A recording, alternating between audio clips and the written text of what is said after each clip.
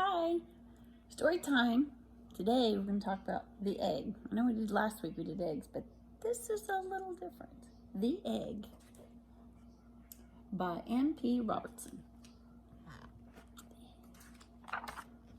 George knew something wasn't right when he found more than he had bargained for under his mother's favorite chicken. He moved the egg to the warmth of his bedroom, but for 3 days and 3 nights, he read the egg stories. On the 3rd night, the egg started to rumble. Something was hatching, and it definitely wasn't a chicken. When the dragon saw George, it gave a chirp of delight. George didn't speak dragon, but he knew exactly what the dragon had said, "Mommy." George had never been a mother before, but he knew that it was his motherly duty to teach the dragon dragony ways.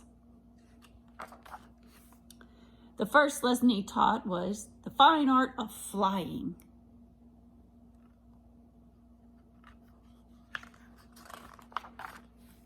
The second lesson was fire and how to breathe it. The third lesson was how to distress a damsel. And the final lesson was how to defeat a knight.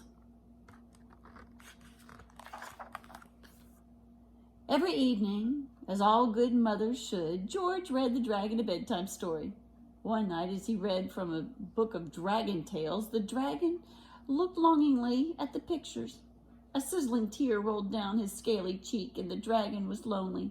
He was missing his own kind. So the next morning, the dragon had gone. George was very sad. He thought he would never see his dragon again. But 7 nights later, he was awoken by a beating of wings. Excitedly, he pulled back the curtain, and there, perched in a tree, was the dragon. George opened the window and clambered onto his back. They soared into the night, chasing the moon around the world, over oceans, and mountains, and cities. Faster and faster they went until they came to the place that was neither north nor south, east or west. They swooped down through the clouds into a cave that gaped like a dragon's jaw. This was the place where dragons lived.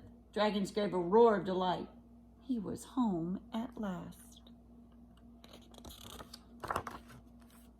Finally, it was time for George to leave. Up, up they flew, chasing sleep through the night until they could see his home below.